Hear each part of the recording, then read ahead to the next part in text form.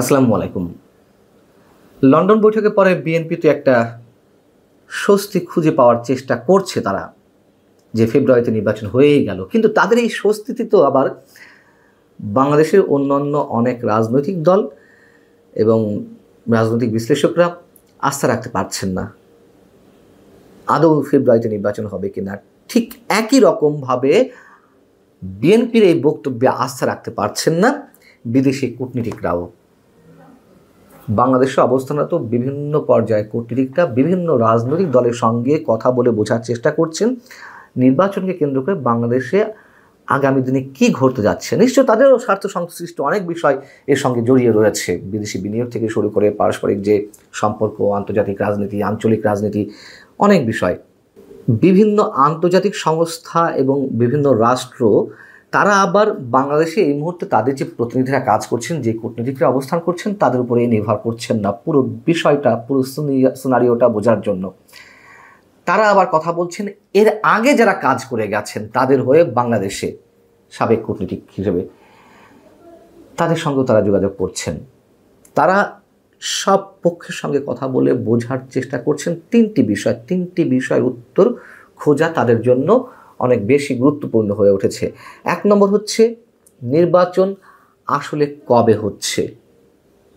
দুই নম্বর হচ্ছে আগামী নির্বাচনটা অংশগ্রহণমূলক হবে কিনা, সত্যি আওয়ামী লীগ ছাড়া নির্বাচন হবে কিনা, সেই নির্বাচন হলে তার পরবর্তী রাজনৈতিক অস্থিরতা কী হতে পারে। তিন নম্বর হচ্ছে নির্বাচনের পর গঠিত সরকারের বিদেশ নীতি বা পররাষ্ট্রনীতি কি হবে। এই বিষয়গুলো মোটামুটি তারা স্পষ্ট হওয়ার চেষ্টা করছেন।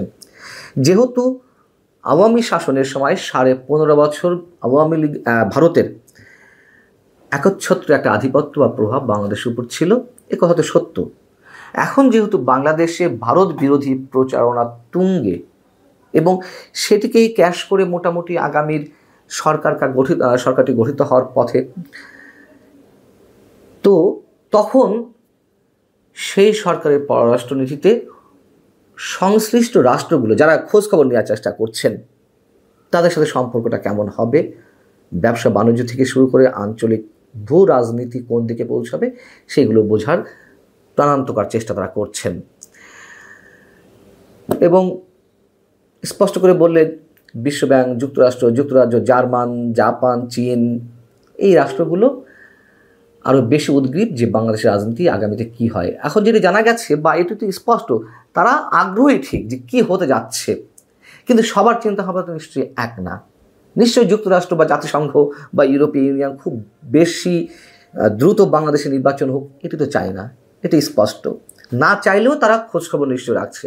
আবার অন্যান্য রাষ্ট্রগুলো যারা চায় যে বা একটি রাজনৈতিক স্থিতিশীলতার জন্য বাংলাদেশে একটি অংশগ্রহণমূলক নির্বাচন দরকার, যার মধ্য দিয়ে তারা যে বিনিয়োগগুলো করতে চায় সেগুলো তাদের আউটকামটা সেগুলোতে খুব দ্রুত ফিরে যেতে পারে, সেরকম নানান চিন্তাভাবনা থেকে সবারই একটা এককেন্দ্রিক ভাবনা যে নির্বাচনটা আসলে কোন পর্যায়ে কী ধরনের হতে যাচ্ছে।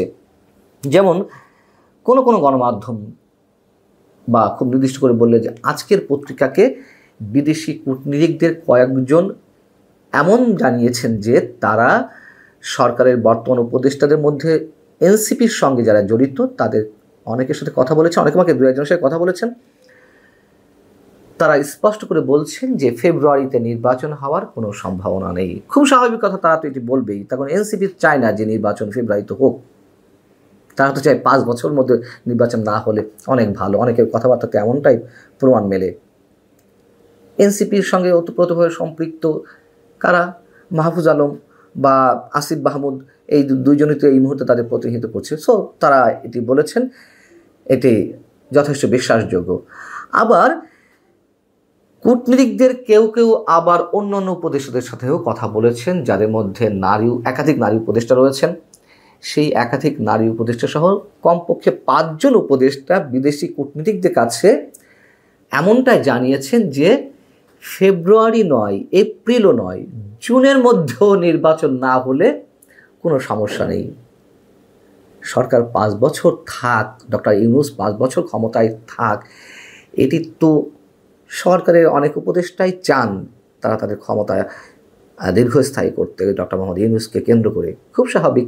হয়তো বিদেশি কূটনীতিকরা যেই ফিডব্যাকগুলো দিচ্ছেন এগুলো যে একেবারে অমূলক তা কিন্তু নয়, যথেষ্ট বাস্তবতা রয়েছে। এদিকে জামাত এবং এনসিপি তারা তো চায় নির্বাচন দীর্ঘায়িত করতে, তার আগে স্থানীয় সরকার নির্বাচনগুলো হোক। সেই জায়গা থেকে আবার এই কথাও জানা যাচ্ছে যে জাতীয় নির্বাচনের আগে দেশের 12টি সিটি কর্পোরেশন নির্বাচন দেওয়ার একটা তোড়জোড় শুরু করা হয়েছে। কি বলছেন তারা?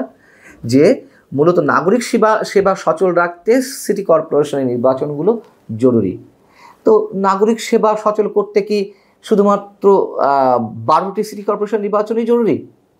উপজেলা পর্যায়ে নির্বাচন, ইউনিয়ন পরিষদ পর্যায়ে নির্বাচন, আস্তে আস্তে তারা তো সেই সুর তুলবে।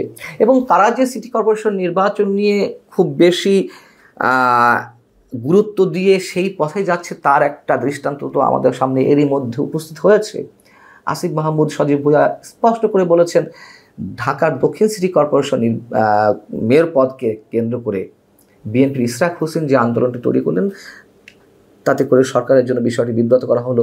এবং ঢাকা দক্ষিণ সিটি কর্পোরেশনের নগর ভবন ইশরাক হোসেনের দখলে ছিল, নাগরিক সেবা দেওয়া যাচ্ছিল না, সেই জায়গা থেকে স্পষ্ট করে জানিয়ে দেওয়া হলো প্রয়োজনে ঢাকার 2 সিটি কর্পোরেশন নির্বাচন খুব দ্রুত করা হবে এবং এটি করার পথে তারা হাঁটছে, এটুকু মোটামুটি স্পষ্ট।